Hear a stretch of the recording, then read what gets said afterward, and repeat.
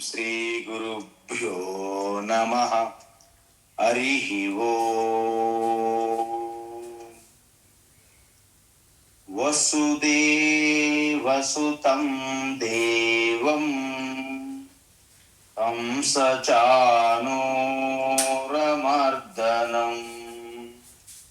దేవకీ పరమానందం కృష్ణం వందే జగద్గురుం. తీర్త్వా మోహార్ణవం హత్వా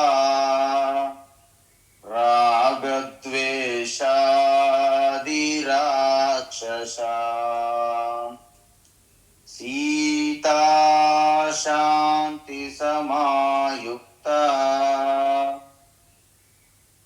ఆత్మా రామో విరాజతే.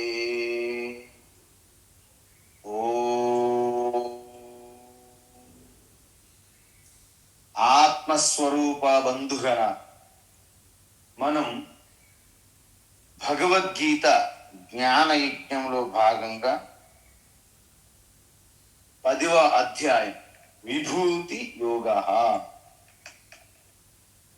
అంటే ఆ నిర్గుణ నిరాకార ఈశ్వర మాయా సహితముగా ప్రకటమైనప్పుడు ఈ సృష్టి యందు ఉన్నటువంటి గొప్ప మహిమలు ఏవి ఉన్నా అవన్నీ కూడా ఈశ్వర యొక్క మహిమలే. వాటిని విభూతులు అంటారు సంస్కృతంలో. సో ఎప్పుడైతే మనం ఏకరూప ఈశ్వర భక్తి నుండి ఆ ఈశ్వరే సకల వస్తువులు, ప్రాణులు, స్థావర జంగమం, చర అచర, కదిలేవి కదలనివి, జడ చేతనముగా ఆ ఈశ్వరే ఉన్నారని భక్తి పారవశంలో ఎవరైతే ఉంటారో వారి యొక్క మనస్సు, బుద్ధి, అంతఃకరణములో ఈ అసూయ, రాగద్వేషాలు పోతాయి.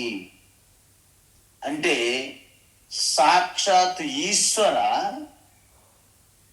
వారికి జ్ఞానం, అంటే నిర్గుణ అరూప ఈశ్వర తత్వాన్ని తెలుసుకోవడానికి ఈశ్వర సహాయం అందిస్తారు. ఎటువంటి సహాయం అంటే జ్ఞానయోగము ద్వారా వారు ఈశ్వరు యొక్క అంతిమ స్వరూపాన్ని తెలుసుకొని మోక్షం పొందాలి. కాబట్టి ఆ అంతిమ స్వరూపం ఏమిటి? అశబ్దమస్పర్శమరూపమవ్యయం అని చెప్పాం. సో ఆ అరూప ఈశ్వర జ్ఞానం పొందడానికి వారికి గురువు అత్యవసరం. అంటే మీ యొక్క విశ్వరూప భక్తి ఎప్పుడైతే ఉత్కృష్టమైనదో, ఉన్నతమైనదో, పరాకాష్ఠకు చేరినదో, సాక్షాత్తు ఈశ్వరయే మీకు గురువుని పంపిస్తారు అని చెప్పాను. ఎలా పంపిస్తారు? ఆయన దగ్గర ఏమైనా కన్సల్టెన్సీ ఉన్నదా స్వామి?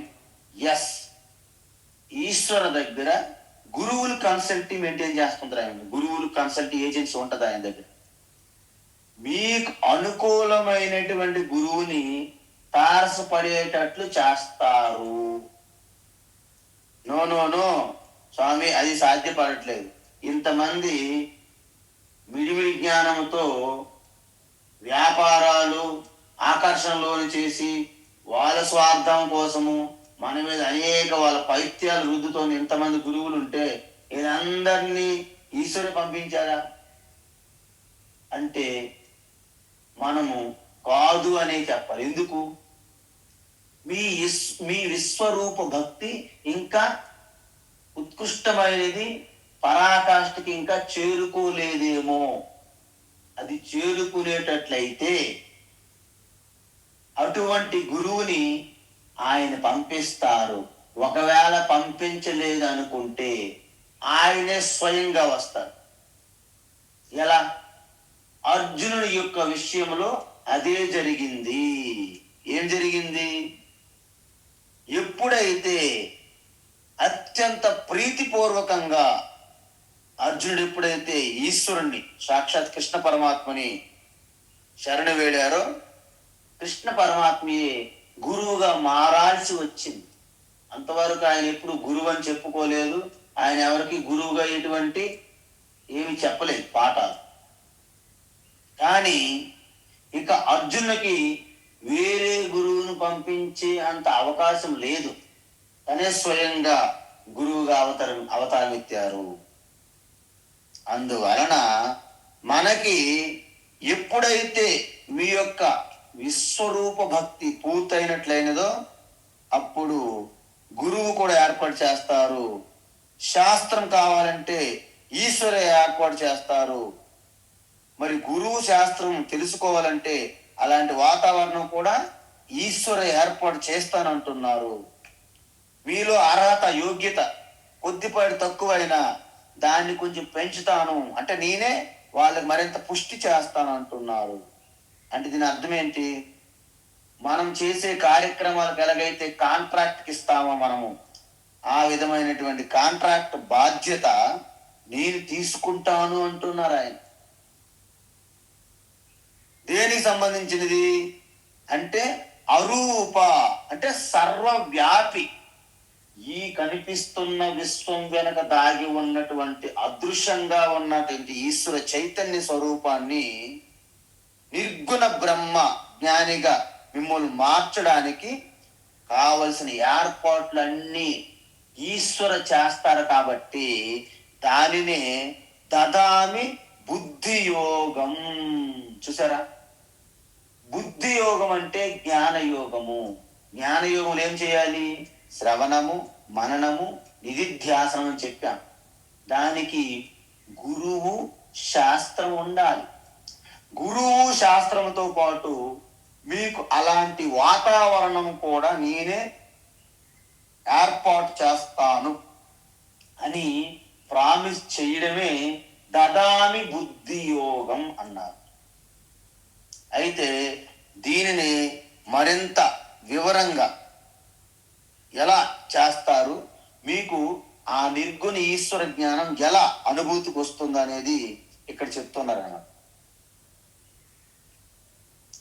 తేషామేవానుకంపార్థం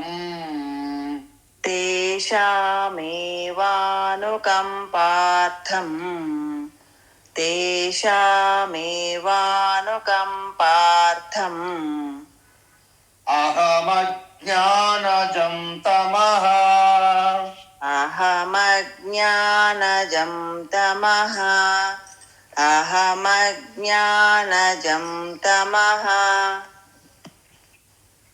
నాశయామ్యాత్మభావస్థః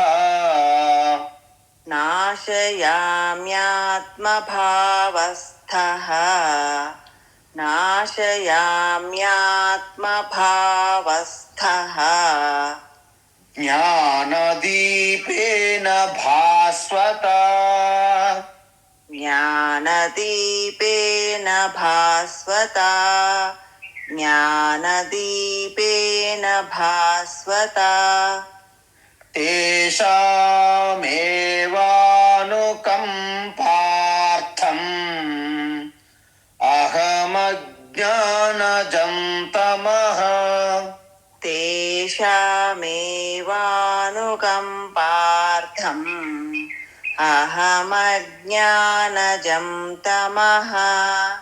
తేషామేవానుకంపార్థం అహమజ్ఞానజం తమః నాశయామ్యాత్మభావస్థః జ్ఞానదీపేన భాస్వత నాశయామ్యాత్మభావస్థః జ్ఞానదీపేన భాస్వత.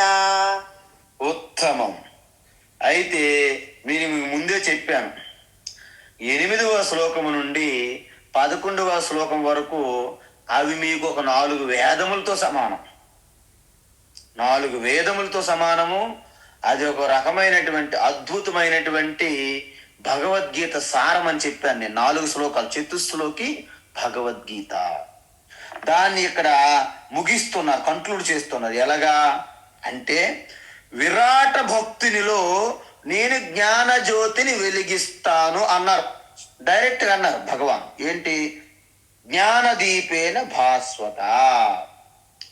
అయితే మనోళ్ళు ఏమనుకుంటారు? మనోళ్ళు అక్కడ జ్యోతి ఉంది, అక్కడ జ్యోతి ఉంది, పరలోక జ్యోతి అని కొంతమంది పైత్యం.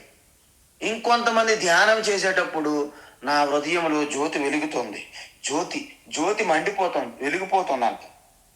వీళ్ళేం ఊహించుకుంటారంటే, జ్యోతి అంటే మనం చూస్తున్నటువంటి ఈ అగ్ని జ్యోతి, ఈ ప్రకాశ జ్యోతి అనే భావన. అది తప్పు. కొంతమంది ఒక దగ్గర ఒకరు వచ్చారు, నాకు ఋషికేశ్లో అడిగారు, స్వామీజీ నా హృదయంలో నేను జ్యోతిని కల్పన చేసుకుంటూ కొన్ని సంవత్సరాల నుంచి చేస్తున్నాను, ఇప్పుడు నాకు ఈ హృదయం మండిపోతుంది అన్నాడు. నేను అన్నా, ఖచ్చితంగా మండిపోతుంది, మీ ఊపిరితిత్తులు మీ లంగ్స్ అని కాలిపోతాయి అన్నా. ఎందుకు? వాళ్ళు బయట జ్యోతిని ఊహించేసుకుంటున్నారు. ఇక్కడ జ్యోతి అంటే జ్ఞానము, అంటే చైతన్యము అని తెలుసుకోవాలి మనం. అందుకే తమసోమా జ్యోతిర్గమయ, తమసోమా జ్యోతిర్గమయ అంటే అజ్ఞానాన్ని చీకటగా పోల్స్తారు, జ్ఞానాన్ని ప్రకాశంతో పోలుస్తారు.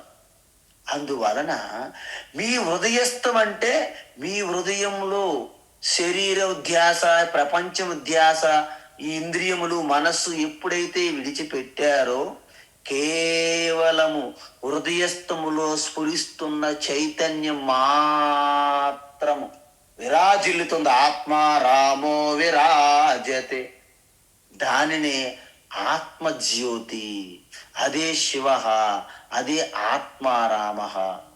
అత్ర స్వయం జ్యోతి భవతి అన్నారు. దాన్ని స్వయం జ్యోతి, ఎవరు వెలిగించని పని లేదు. కానీ దానికి అడ్డుకున్నాయి. ఏమిటి అడ్డుకున్నాయి? ఎలాగైతే మనకి సూర్యుని పై భాగంలో, ముందు భాగంలో మనకి మేఘములు ఎలాగైతే మన కంటికి అడ్డుగా ఉన్నాయో, సూర్యుడు మనకి బాగా కనిపించరు. ఎందుకు? మధ్యలో ఈ మేఘములు అడ్డుకున్నాయి. అదే విధంగా మీ ఆత్మ చైతన్యమునకు ఈ మనస్సు, కలుషితమైనటువంటి మనస్సు, ఇంద్రియములు, శరీరము, జగత్ అనేది ఒక పొరలా ఉన్నది. ఇంకా చెప్పాలంటే మీ శరీరానికి ఆత్మ చైతన్యమునకు మనస్సు ఒక తెర. పెళ్లి చేస్తున్న పెళ్లి కొడుకు, పెళ్లి కూతురికి ఒక తెర కడతారు. ఆ విధంగా ఆ తెర తీస్తే తప్ప మీరు ఆత్మ చైతన్యం కంటే ఇక భిన్నంగా శరీరం కూడా ఉండదు. సముద్రం నీటి కంటే భిన్నంగా ఇంకా కెరటములు ఉండవు, నీరని తెలుసుకున్న కెరటమునకు. ఆ విధంగా ఎప్పుడైతే జ్యోతి వెలిగిస్తారంటే కొంతమంది ఏమనుకుంటారు, ఓహో ఈశ్వరుడు మన యొక్క తలపైన ఇలాగ చీల్చి దాంట్లో క్యాండిల్ పెట్టి, అగ్గి పెట్టి, మ్యాచ్ బాక్స్ తెచ్చి ఇలా వెలిగిస్తాడు అనుకుంటున్నారా? అది కాదు. అలా అనుకుంటే పొరపాటు. ఎందుకు?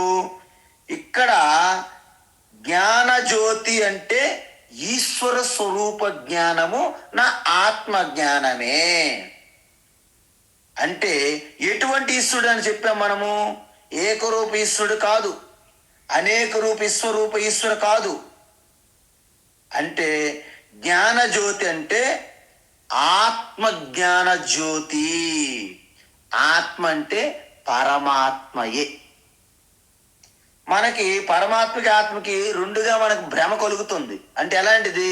నెయ్యి, శుద్ధమైన నెయ్యి. శుద్ధమైన నెయ్యి. నెయ్యి అంటే సరిపోతుంది, దానిలో కల్తీ చేయకుండా ఉంటే సరిపోతుంది, అదే శుద్ధమైన నెయ్యి అవును.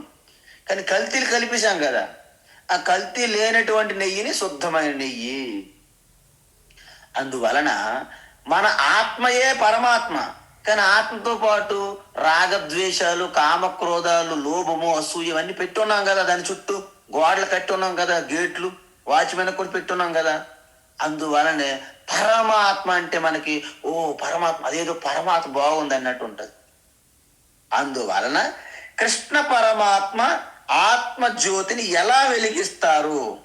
ఒక్కొక్కరిని దగ్గర పిలుచుకొని తలలో చిన్న రంధ్రం చేసి దానిలో నూనె, నెయ్యి పోసి ఏమైనా వెలిగిస్తారా? అలా అనుకోకూడదు, అది చాలా అజ్ఞానం.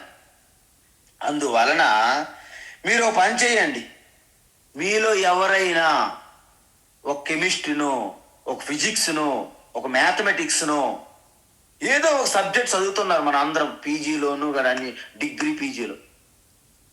మరి మీరు కెమిస్ట్రీ అంటే రసాయన శాస్త్రం చదవాలంటే మరి ఆ టీచర్ మీకు ఏం చేయాలి? మీ తలలో రంధ్రం చేసి దాంట్లో ఈ యొక్క కెమిస్ట్రీ యొక్క జ్ఞానాన్ని లైట్ పెట్టి వెలిగిస్తారా? కాదు. అంటే అప్పుడు మాకు పిలిచి ఏం చేయాలి? మీకు ఏమైనా చేతులు చేసి పట్టుకుంటే మీ యొక్క నాడి చూసి, మీ యొక్క హస్తరేఖలు చూసి, మీ పేరు చూసి, మీ జన్మకుండలను చూసి ఏమైనా అవుతుందా? దీక్షలు ఇస్తే అవుతుందా? మీ కెమిస్ట్రీ వస్తుందా? రాదు.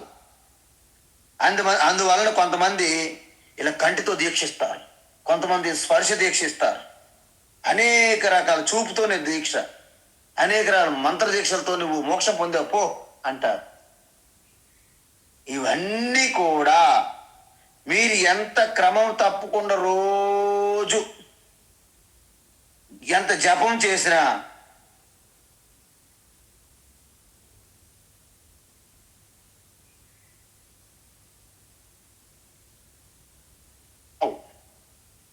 మరి ఫిజిక్స్, కెమిస్ట్రీ రావాలంటే ఏం చేయాలి అంటే ఆ ప్రొఫెసర్ కూడా ఫిజిక్స్ జ్ఞానజ్యోతిని మీకు వెలిగించాలంటే ఒక క్రమ పద్ధతిలో ప్రతిరోజు క్రమం తప్పకుండా ఒక దీర్ఘకాలం పాటు ఆ క్లాసులో మీకు బోధిస్తే అప్పుడు కెమిస్ట్రీ జ్ఞానం మీకు వస్తుంది.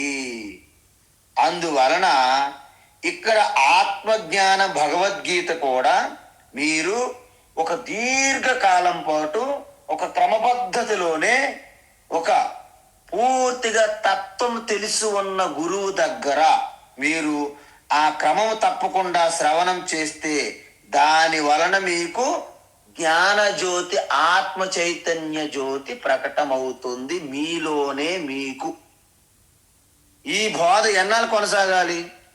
ఎన్నాళ్ళేంటి? మీకు ఎప్పటికైతే ఎటువంటి సంశయము, సందేహము లేదు, ఎస్ చిదానంద రూప శివోహమని ఏ రోజైతే గంతులు వేస్తారో మీరు గంతులు వేస్తారంటే బయటికి వెళ్ళి శివోహం శివోహం అనొద్దండోయ్, నేను ఏదో ఉదాహరణకు చెప్పాను అంటే మీకు ఎటువంటి సంశయం లేదు, ఆనందముతో పొంగి పొరులుతారని. పాలు ఎలాగైతే మనం పొంగిస్తామో కొత్త ఇంటికి, అలాగ పొంగి పొరులుతుంది ఆనందము, ప్రేమ. అందువల్ల నేను జ్ఞాన జ్యోతిని వెలిగిస్తానని కృష్ణ పరమాత్మ చెప్పారని దాని అర్థం ఏంటి అంటే ఈ యొక్క అధ్యాత్మ విద్య అంటే ఆత్మజ్ఞాన తత్వాన్ని నేను క్రమ పద్ధతిలో శాస్త్రాన్ని బోధించే గురువుని మీకు ఏర్పాటు చేస్తాను అని అర్థం. ఇది మీరు తెలుసుకోవాలి భగవాన్ నుండి. అందుకే మీరు భగవానికి ఎంత ప్రేమ ప్రీతితో మీరు భక్తి చేస్తే ఆ భక్తికి ఫలంగా శాస్త్రము, యథార్థమైన తత్వశాస్త్రము గురువుని మీకు అందేటట్లు చేస్తారు. అదే మీకు కృప, ఈశ్వర కృప. అందుకే గురువులు ఏమంటారు? ఈశ్వర కృప ఉండాలి, శాస్త్ర కృప ఉండాలి, గురు కృప ఉండాలి, చివరికి మీ యొక్క కృప అంటే ఆత్మ కృప మీకు కలగాలి.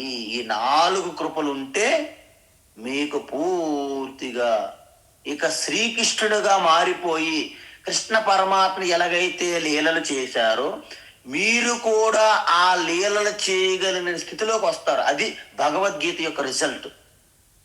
భగవద్గీత రిజల్ట్ వలన మీకు ఎక్కడో ల్యాండ్లు, బిల్డింగ్లు, కార్లు, ఉద్యోగాలు, అధికారాలు, పొజిషన్లు, ప్రమోషన్లు ఇవి కాదు.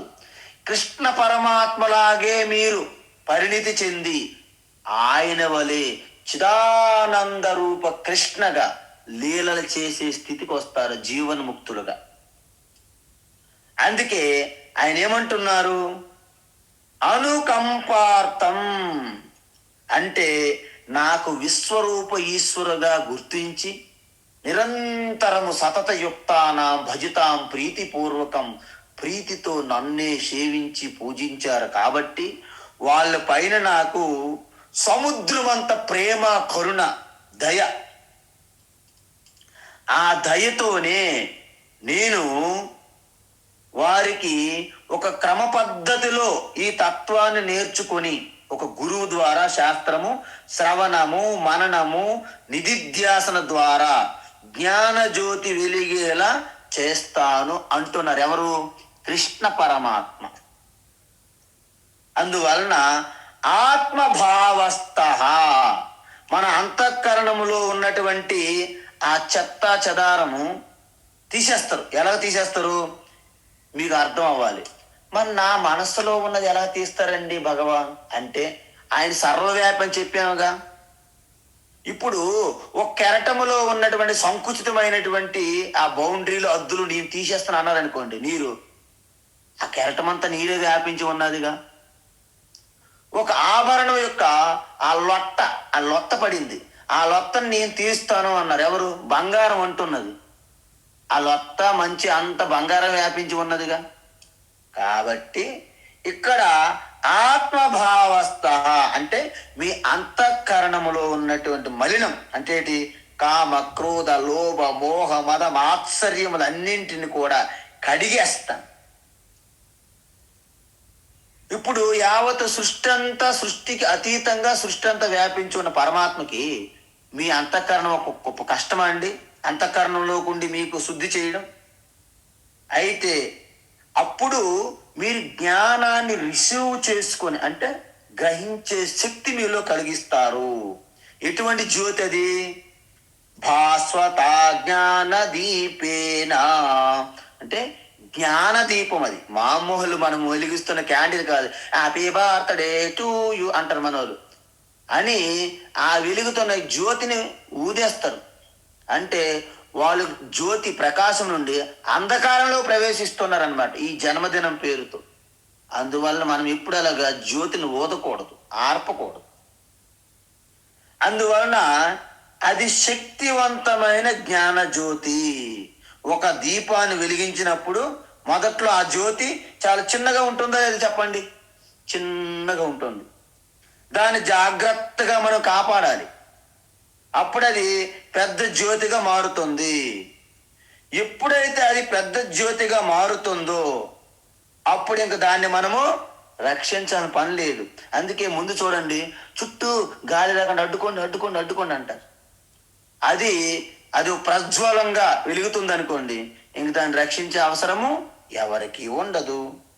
సో అదే విధంగా మీరు శ్రవణం చేస్తున్నప్పుడు చిన్నపాటి జ్యోతి వెలుగుతున్నట్టు అనమాట. కానీ అప్పుడు ఏర్పడిన జ్ఞాన జ్యోతి చాలా బలహీనంగా ఉంటుంది. మిమ్మల్ని ఎవరైనా కన్ఫ్యూజ్ చేసినా మీరు కన్ఫ్యూజ్ అయిపోతారు. అందువలన శ్రవణము వెంటనే మననం చెయ్యాలి. అంటే మీరు ఏదైతే వింటున్నారో ఇంటికి వెళ్ళాక మళ్ళీ దాన్ని స్మరించుకోవాలి, గుర్తు చేసుకోవాలి. ఒకవేళ మీకు పూర్తిగా జీర్ణించుకోలేకపోతే ఆ సంశయాన్ని మళ్ళా నివృత్తి చేసుకోవాలి. మననం చేసుకున్న తర్వాత ఎప్పుడైతే మీకు స్పష్టత వచ్చిందో దాన్ని ఒక దగ్గర కూర్చొని నిధిధ్యాసనముగా చిదానంద రూప శివోహం శివో నా పుణ్యం నా పాపం నా సౌఖ్యం నా దుఃఖం నా మంత్రో నా తీర్థం నా వేదా నా యజ్ఞ అహం భోజనం నైవ భోజ్యం నా భోక్త చిదానంద రూప శివోహం శివోహం. ఇది నిధిధ్యాసనం. ఎప్పుడైతే జ్ఞాననిష్టగా మారుతుందో, జ్ఞానం కాస్త జ్ఞాననిష్టగా మారిందో, అప్పుడు ఇంక జీవితంలో ఎటువంటి ఆటుపోట్లు వచ్చినా, ఎంత ఏది జరిగిపోయినా, భూకంపాలు వచ్చినా, తుఫాన్లు వచ్చినా, సునామీలు వచ్చినా మిమ్మల్ని కదిలించే శక్తి సృష్టిలో లేదనమాట. సో జ్ఞానజ్యోతి మీకు ఎటువంటి షేకింగ్ అవ్వకుండా, చెక్కు చెదరకుండా విరాజిల్లుతుంది. ఎలా? ఆత్మారామో విరాజతే. కృష్ణ పరమాత్మ ఏం చేస్తారు అలా విరాజిల్లడానికి? ఆయన ఏమంటారంటే తమః నాశయామి. దానికి అడ్డుకుంటున్న సూర్యుని యొక్క ప్రకాశాన్ని అడ్డుకుంటున్నటువంటి మేఘాలను ఎలాగైతే గాలి వాటిని తరిమేస్తుందో, కృష్ణ పరమాత్మ మీ మనస్సులో అజ్ఞానం వలన ఏర్పడినటువంటి అంధకార చీకటిని నేను తరిమేస్తాను. గాలిగా వచ్చి నేను తరిమేస్తాను అంటే ఆ లోపల ఉన్న చీకటి మొహంలో ప్రతిఫలిస్తుంది. చూడండి, ఒక వ్యక్తి సంసారంలో కొట్టుమిట్టాడుతుంటే బాబు నువ్వు ఎలా ఉన్నావని అడగక్కర్లేదు, ఆయన ముఖం చూస్తే మీకు తెలుస్తుంది. ఆయన ముఖం చూస్తే మీకు తెలుస్తుంది. ఎందుకు? అహమదం రాసిన ముఖంలాగా జిడ్డుగా ఆయన ఎంత సంవత్సరంలో కింద మీద పడుతుంటే మనకు స్పష్టత అయిపోతుంది. పోనీ ఇంకా మీకు సంతోషం, ఇంకా సాటిస్ఫాక్షన్ కోసం బాబు ఎలా ఉన్నావంటే, ఎలా ఉన్నాయి అలాగే వెళ్తుంది బండి, చల్తే హై చల్తే హై, చల్ రహా హై అంటారు హిందీలో. మరి మన తెలుగులో కూడా అలాగే అంటారు అనుకుంటా. ఏదో అలా వెళ్తుందని బండి అంటారు మన వాళ్ళు. పోనీ అంటే సంసారానికి మనం చెప్పే చిన్న జవాబు ఏంటండి? ఏదో అలా బండి నడిచిపోతుందండి అంటాడు. ఒకవేళ మీరు ఇంకా ఆయనతో ఏదో ప్రేమతో జాలి కలిగి అడిగారనుకోండి, ఆయన ఎండమావులు సీరియల్ ఓపెన్ చేస్తాడు మీ ముందు. అంటే గాంధీ ఉన్న సమయం నుండి ఇప్పుడు వరకు చెప్పుకొస్తాడు. అది ఒక పెద్ద పురాణం అవుతుంది. అందువలన మీకు ఇక్కడ ఏమిటంటే తెలివి ఎలా ఉండాలంటే, ఈ సమస్యలన్నీ బండరాయిలుగా మీ మీద పర్వతాలుగా ఉన్న సమస్యలు మీ అంతఃకరణములు అజ్ఞాన పొరలుగా కమ్ముకున్న మేఘాలన్నీ చెదిరిపోయినప్పుడు, మీ ఆత్మ ప్రకాశం స్వయం జ్యోతిగా ప్రకాశిస్తున్నప్పుడు ఈ సమస్యలన్నీ పోయాయని కాదు, మీకు అవి చిన్న దిగదుడుపులా ఉంటాయి. అస్సలు మీకు స్పందించరాటికి చెలించరు. మీకు చిన్న ఉదాహరణ చెప్తాను. ఈ మధ్యకాలంలో సునీత విలియమ్స్ అమ్మగారు అంతరిక్షంలో 288 రోజులు ఉండిపోయారు. ఆవిడ గురించి ఆవిడ ఇంకా తిరిగి రారు చనిపోతారని యావత్తు భారతీయులందరూ ఎంతో బెంగ పెట్టుకున్నారు. మరి మనం ఇక్కడ ఉండి మనమే ఎంత బెంగ పెట్టుకుంటే, తాడు లేదు బొంగరము లేదు అన్నట్టు మళ్ళీ ఎలా కిందకి రావాలో తెలియని పరిస్థితిలో ఉన్నటువంటి ఆ అమ్మగారు సునీత విలియమ్స్ గారి పరిస్థితి ఏంటో ఆలోచించండి. అయితే ఆవిడ ఒక మాట చెప్పారు. నేను ఎప్పుడైతే నాతో పాటు భగవద్గీత ఉపనిషత్తులు తీసుకుని వెళ్ళానో, దానితో పాటు గణపయ్యను కూడా తీసుకెళ్ళానని చెప్పారు ఆవిడ. అంటే ఏకరూప ఈశ్వర చూడడానికి గణపతి ఉన్నారు, విశ్వరూపం అంతా చూడడానికి ఆల్రెడీ మనకు ఆకాశం స్పేస్లోనే ఉన్నారు ఆవిడ.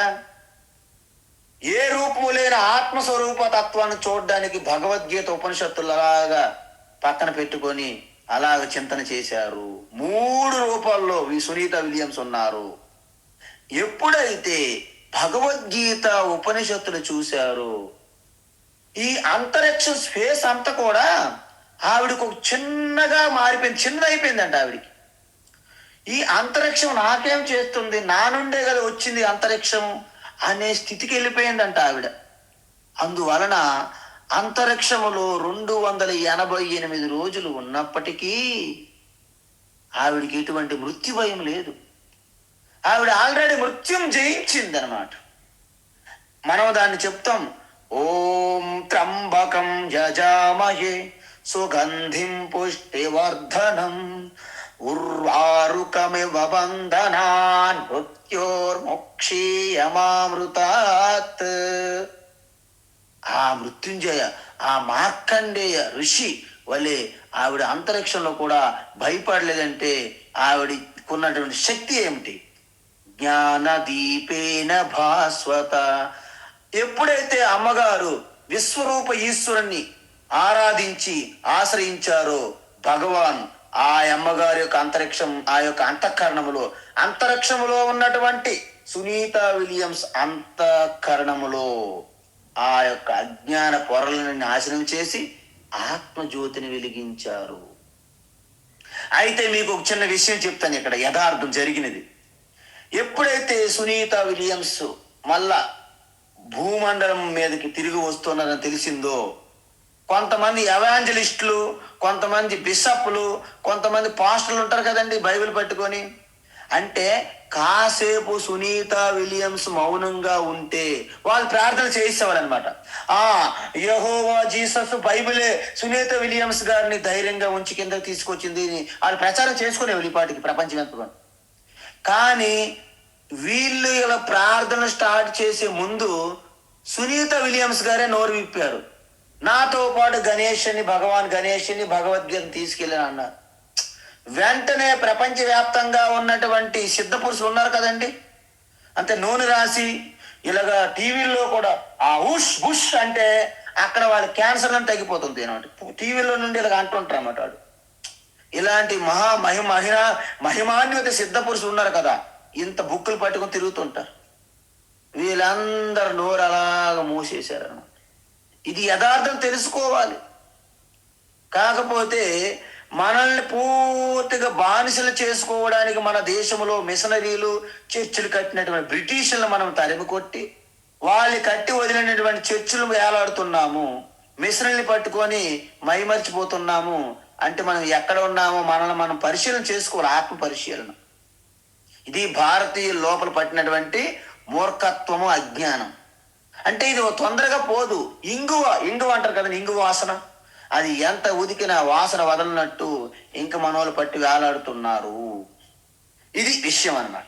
అందువల్ల అజ్ఞానం వల్ల ఏర్పడినటువంటి ఆ చీకటి అంధకారం పరమాత్మ పోగొట్టి బ్రహ్మజ్ఞాని ఆత్మజ్ఞాని అయ్యేటట్లు మీకు చేస్తారు.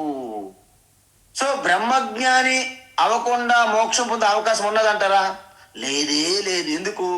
జ్ఞానాదేవత కైవల్యం. ఎందుకంటే ఈ 4 శ్లోకాలు ఉన్నాయి చూడండి, వీటికి ఒక అద్భుతమైన శ్లోకాలు. 8 నుండి 11వ శ్లోకం వరకు మీరు కంఠస్థ పెట్టి, ఇది మీ సంపద, ఇది ఐశ్వర్యం, అష్ట ఐశ్వర్యం కృష్ణ పరమాత్మ మనకి ఇచ్చారు. ఈ 4 శ్లోకాలు ప్రతిరోజు ప్రాతకాలంలో ఎప్పుడైనా సరే, క్లాస్ అయిన తర్వాత అయినా, క్లాస్ ముందైనా ఒక్కసారి గుర్తు చేసుకోవాలి నాకు మీరు. అయితే భగవాన్ ఇప్పుడు ఏం చెప్తున్నారు? ఆయన చెప్పవలసినటువంటి బోధ మొత్తము అయిపోయి నిజానికి 10వ అధ్యాయం ఇక్కడితో సమాప్తం. ఓం తత్సతు అయిపోయింది. చూసారా? ఇది శ్రీమద్భగవద్గీతాసు ఉపనిషత్సు బ్రహ్మ విద్య అని చెప్పాలి ఇక్కడ మనం. కానీ అర్జునుడికి ఇంకా ఆ తుష్టి అంటే సంతృప్తి తుష్టి ఇంకా కలగలేదు, ఇంకా కోరిక తీరలేదన్నమాట. ఆయన ఏమంటున్నాడు? నాకు ఇంకా కొంచెం కావాలి భగవాన్. ఏంటి కావాలి అంటే, అర్జున ఉవాచ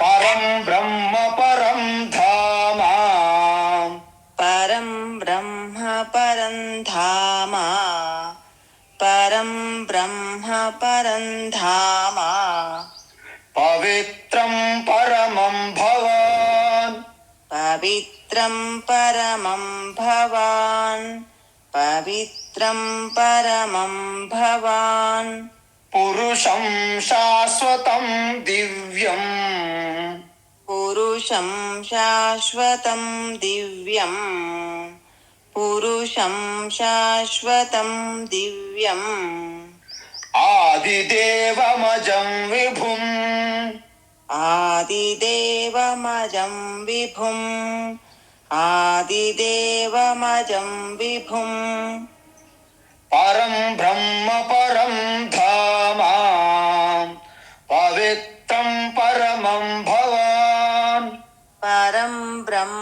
పరంధామ పవిత్రం పరమం భవాన్ పరం బ్రహ్మ పరంధామ పవిత్రం పరమం భవాన్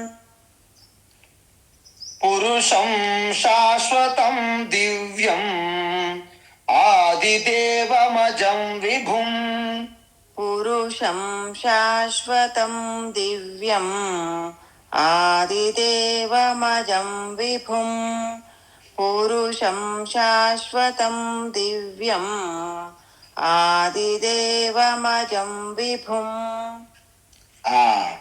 ఉత్తమం. అయితే అర్జునుడు ఎంత తెలివైన వాడో మీరు గమనించాలి. మనం ఎప్పుడైనా సరే ఒక వ్యక్తి అంటే గురువు అవని, తల్లి అవని, తండ్రి అవని, మిత్రులు అవని, పెద్దవాళ్ళు అవని, ఎవరైనా అవని, మీరు ఏదైనా వాళ్ళ దగ్గర నుండి ఏదైనా పొందాలనుకున్నా, తెలుసుకోవాలనుకున్నా ముందు వాళ్ళని మీరు చిన్న స్తుతి చెయ్యాలి.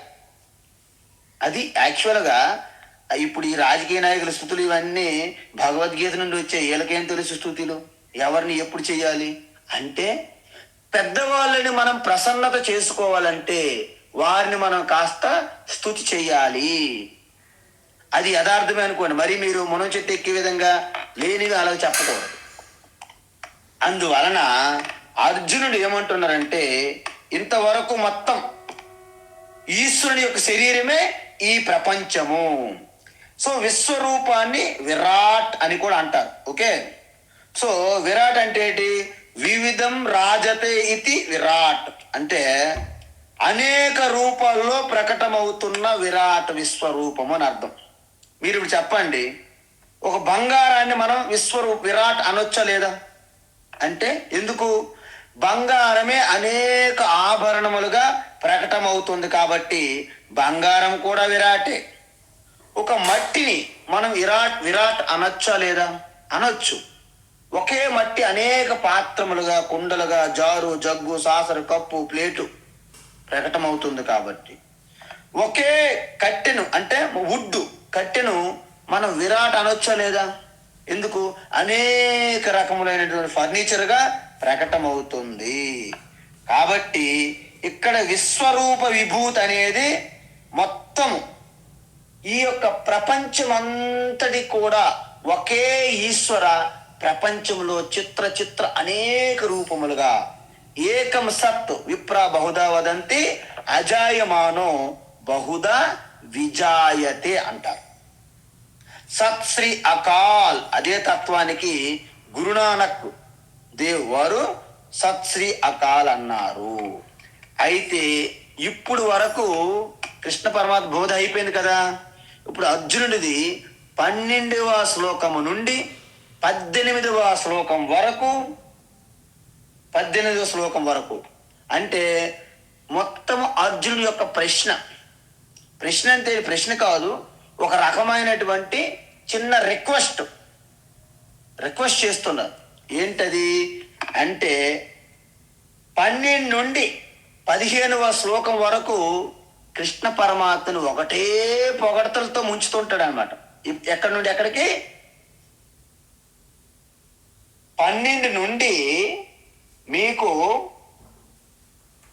15వ శ్లోకం వరకు భగవాన్ కృష్ణ పరమాత్మ యొక్క గొప్పతనాన్ని అలా కీర్తిస్తున్నారు. 16 నుండి 18 వరకు తనకి ఏం కావాలో కోరుతున్నాడు అనమాట. మీకు అర్థమైందా స్క్రిప్ట్ ఎలా ఉందా అనేది? అందుకే మనం రుద్రము నమ్మకం చదివేటప్పుడు మనం ఏం చేస్తామండి? రుద్రం తీసుకొని ఫస్ట్ మనం చేసేది ఏమిటంటే ఆ రుద్రుడికి ఒకటే నమస్కారాల మీద నమస్కారాలు పెడుతూనే ఉంటాం. అందువలన ఈ నమస్కారాలు చేసి లాస్ట్కి నమస్కారాలు చేస్తాం కదా. ఓం నమో భవాయ చ రుద్రాయ చ నమో శర్వాయ సపతు పశుపతయే చ నమో నీలగ్రీవాయ చ శితికంఠాయ చ నమ కపర్దినే చ ఇవన్నీ చెప్తుంటారు. ఏంటి? నమ నమ నమ నమ అంటే అర్థం ఏంటండి? రుద్రునికి నమస్కారాలు. మరి అదే విధంగా అంత నమస్కారం అయిపోతే ఊరుకుంటామా? రుద్రుడు ప్రసన్నుడయ్యాడు. ప్రసన్నత అయినంటే మనం కోరియాలి, లేకపోతే ఆయన ప్రసన్నత మళ్ళీ మారిపోతే ఎలా ఉంటుంది? అందువలన మనము చాలా స్పీడ్గా చదివేస్తారు. చమకం చమకం అంటే ఏంటి? ఇవ్వు ఇవ్వు ఇవ్వు, చమే చమే చమే చమే, ఇదివ్వు అదివ్వు అదివ్వు నాకు అని అర్థం, కోరడం. అందుకే వాజచ్చమే ప్రసవచ్చమే ప్రయతిచ్చమే ప్రసతిచ్చమే టక టక టక టక టక టక వందే భారత్లో వెళ్తారు మనోళ్ళు. ఎందుకు? ఎక్కడ లేడైతే రుద్రుడు ఎక్కడ మళ్ళా మనసు మారిపోయి మన కోరిక తీర్చనే భయం వాళ్ళకి. అందువలన ముందు మనము ప్రసన్నత చేసుకోవడము, తర్వాత కోరికలు కోరడము. అందుకే అర్జునుడి ప్రణాళిక కూడా అదే. ఇక్కడ 12వ శ్లోకము నుండి 15వ శ్లోకం వరకు పరమాత్మ ప్రశంసిస్తున్నారు, తర్వాత కోరుతున్నారు. ఏంటి? అర్జున ఉవాచ, అర్జునుడు ప్రశ్న అడుగుతున్నారు. ఏంటి? పరం బ్రహ్మ, కృష్ణ పరమాత్మని సాక్షాత్తు అల్టిమేట్ పరమాత్మ పరం బ్రహ్మ అని సంబోధిస్తున్నాడు అర్జునుడు. ఎందుకు? నీవే సగుణ బ్రహ్మగా ప్రకటమవుతున్నప్పటికీ నీవే నిర్గుణ బ్రహ్మవు, ఆకారమైన అరూప బ్రహ్మతత్వానికి నువ్వే కృష్ణ అంటున్నాడు అర్జున. ఎందుకు? అంతకు ముందు కూడా మనం చూసాం, నిర్గుణ బ్రహ్మ వేషం వేసుకుంటే సగుణ బ్రహ్మ అంటే నిర్గుణ బ్రహ్మ ఒక ఉపాధి ధరించింది అనుకోండి, మాయ, దాన్ని ఈశ్వర అంటారు. అందుకే మీకు చిన్న విషయం గమనించాలి, ఈశ్వర వేరు పరమాత్మ వేరు అంటే పూర్తిగా వేరు కాదు. ఎందుకు వేరు కాదు? నిర్గుణ నిరాకార పరమాత్మ బ్రహ్మ ఒక మాయ అనే ఒక జాకెట్ తొడుక్కుంటే ఈశ్వర అయ్యారు. ఈశ్వర ఆ త్రిగుణాత్మైనటువంటి మాయా జాకెట్ విడిచిపెట్టిస్తే నిర్గుణ బ్రహ్మే అయిపోతారు.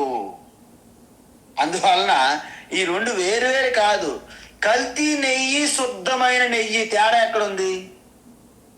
కల్తీ నెయ్యి నుండి ఆ కల్తీ తీసేస్తే శుద్ధమైన నెయ్యి అవుతుంది. స్వచ్ఛమైన నీరు, మలినము నీరు అంటే అర్థం ఏంటి? నీటి నుండి ఆ మలినం ఫిల్టర్ చేసి తీస్తే శుద్ధమైన నీరు వస్తుంది. అదేవిధంగా జీవాత్మ పరమాత్మ జీవ బ్రహ్మ ఐక్యం అని చెప్పారు శంకరన్ అంటారు కదా ఉపనిషత్తులు. అంటే బ్రహ్మ సత్యం జగత్ మిథ్య జీవే బ్రహ్మ, అంతకంటే వేరేదేమి కాదు అని అర్థం. అంటే అర్థం ఏంటి? జీవాత్మ అంటే పరమాత్మకి ప్లస్ ఈ కామక్రోధాలు అసూయలనే మలినములు. సో మలినముతో కూడి ఉన్న పరమాత్మనికి జీవాత్మ అంటారు. సో దాని నుండి సాధన, తపస్సు, అభ్యాసం, వైరాగ్యాలు అన్నిటి ద్వారా శ్రవణము, మననము, నిధిధ్యాసనం చేసిన తరువాత ఈ మలినములన్నీ విడిచిపెట్టి కేవల శుద్ధమైన నేనుగా మీరు మిగిలినట్లయితే అది శివోహం అహం బ్రహ్మాస్మి.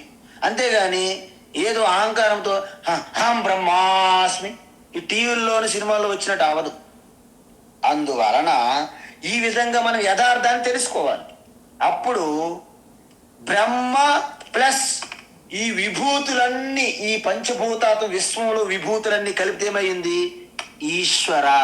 కాబట్టి విభూతులు లేకున్న శుద్ధ చైతన్య పరమాత్మ కృష్ణ నువ్వే, విభూతులతో ఉన్నటువంటి ఈశ్వర కూడా నువ్వే అంటున్నాడు అర్జున. చూసారా అర్జునుడు ఎంత పరిణితి వచ్చింది, తెలివి. పరంధామ, నువ్వు పరంధామవి అంటే శుద్ధ చైతన్యానివి నువ్వే. అంటే శుద్ధ చైతన్య జ్యోతి స్వరూపం నువ్వే కృష్ణ. ఇక్కడ ధామం అంటే అనేక అర్థములు ఉంటాయి, కానీ ఇక్కడ రెండు అర్థాలుగా తీసుకోవాలి. ఏంటవి? ఒకటి పరం జ్యోతి స్వరూపాన్ని నువ్వు అంటే జ్ఞాన స్వరూపానివి. ధామం అంటే నిలయం, నివాస స్థలానికి కూడా ధామం అంటారు. తద్ధామ పరమం మమ, అదే నా స్థానం అంటారు కదా. సో జ్యోతిలికే జ్యోతి అంటే జ్యోతి సామపి తజ్జ్యోతి అంటారు. అంటే చిన్న చిన్న ఈ సూర్య చంద్ర నక్షత్రాలు, ఇవి విద్యుత్ దీపాలు, ఇవన్నీ ద్వీపాల కంటే అతీతంగా ఉన్నటువంటి జ్ఞాన జ్యోతి ఆత్మజ్యోతి. కాబట్టి ఈ జగత్తుకి నిలయము నీవే, జ్ఞాన జ్యోతివి నీవే అని చెప్తున్నారు. పరమం పవిత్రం అంటే ఓ ఈశ్వర కృష్ణ, నువ్వు చాలా పవిత్రమైన వాడివి. ఎందుకు? ఇక్కడ ఒకటి గమనించండి, మీరు ఎంత పెద్ద ఇల్లు కట్టినా ఎవరు దానికి నమస్కారం పెట్టరు. కానీ అదే ఒక విగ్రహాన్ని దాన్ని ప్రతిష్ఠించండి, చూడండి, దూరం నుంచి వెళ్ళిన వారు ప్రతి వాడు కూడా నమస్కారం పెడతారు. ఎందుకు?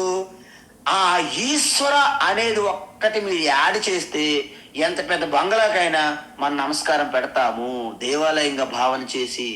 అంతే తప్ప మీరు ఎంత కోటలు తీసుకొచ్చి తాజ్మహల్ కట్టేసినా దాన్ని ఎవరు నమస్కారం పెట్టరు. ఎంత పెద్ద చార్మినార్ ఉన్నా దానికి నమస్కారం ఎవరు పెట్టరు. ఎందుకు? దాంట్లో భగవంతుడు అంటే ఈశ్వర అనేది ఒకటి లేదు. అదేవిధంగా మీరు మామూలుగా ఎవరైనా నీరు అయితే ఏమైనా పట్టించుకుంటారండి? నీరు ఓకే, తాగుతాం లేకపోతే కడుక్కుంటాం. అదే శంఖములో పోస్తే ఏమవుతుంది? తీర్థం అయిపోయింది. అదే మామూలుగా మనం అరటిపళ్ళు ఏమైనా బయట మార్కెట్లో కొంటే ఇచ్చామనుకోండి, స్వీటు ఏదైనా టక్క తినేస్తాం ఫాస్ట్గా. కానీ అదే ఒక దేవునికి నైవేద్యం పెట్టి తెచ్చి ప్రసాదంగా ఇచ్చారనుకోండి, అప్పుడు మీలో ఆ భక్తి భావన పెరిగి కళ్ళకిలా అద్దుకొని తింటారు. ఎందుకు? ఈశ్వర అనే భావన జోడిస్తే. అందుకే మీరు ఏది చేసినా ఒక్క ఈశ్వర అనే భావన కలపండి అంటున్నారు ఇక్కడ. మీరు చేసే భోజనంలో ఈశ్వర భక్తి వస్తే అది నైవేద్యం అయిపోతుంది. మీరు తీసుకుంటున్నటువంటి నీరు అది ఈశ్వరుడు అంటే అది తీర్థమైపోయినది. మీరు నడుస్తున్నటువంటి మామూలు నడక ఈశ్వరుని భక్తి చొప్పిస్తే అది ప్రదక్షిణ అయిపోయినది. మీరు ఎంజాయ్మెంట్ చేస్తున్నటువంటి ఈ యొక్క యాత్రలు ఈశ్వర భక్తి చొప్పిస్తే తీర్థయాత్ర అయిపోయినది. చూడండి, ఏం చేసినా ఈశ్వరుని కలపాలి. అందుకే అన్నిటికంటే పవిత్రమైన ఈశ్వరే కదా. అందుకే పరమం పవిత్రం.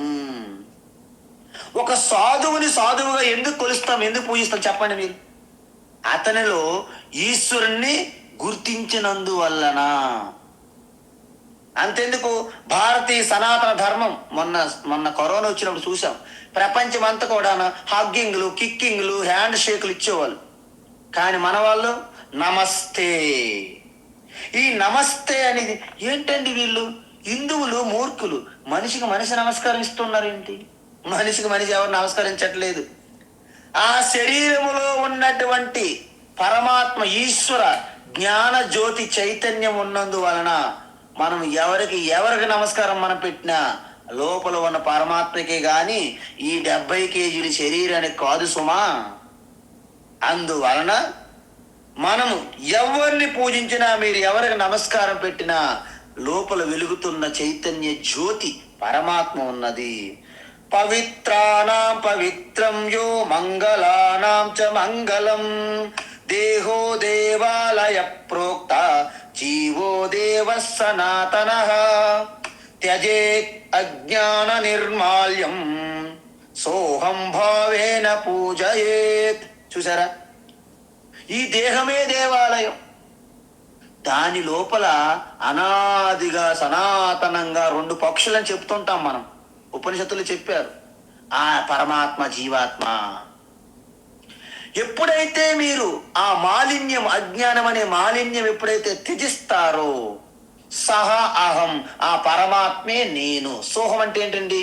సహ అహం సోహం, నేనే ఆ పరమాత్మ. ఆ భావేన పూజ.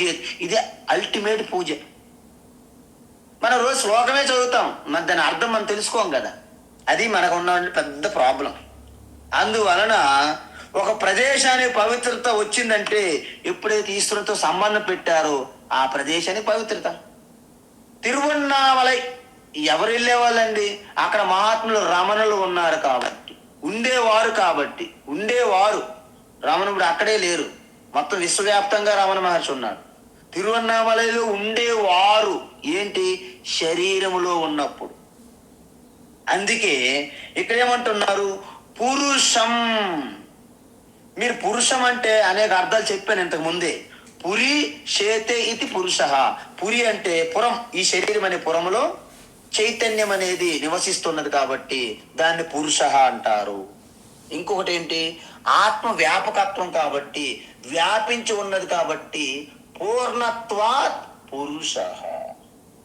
ఇక్కడ పురు అంటే శరీరము, ష అంటే జీవాత్మ. అందువలన పురుష అంటే శరీరంలో ఉన్న నువ్వు. కానీ మనం ఏమనుకుంటాము, శరీరంలో నేనున్నాను అనుకుంటాం. జనరల్గా మన అజ్ఞానం ఎక్కడ ఉందంటే, జగత్తులో నేను వచ్చానని భ్రమపడుతున్నాం మనం. కానీ మనలో జగత్తు వచ్చిందని ఒక్కసారి ఊహించుకోండి. ఆ ఊహ ఎంత బాగుందో ఒకసారి ఆలోచించండి. మీరందరూ ఒకసారి కళ్ళు మూసుకుని ఊహ చేయండి.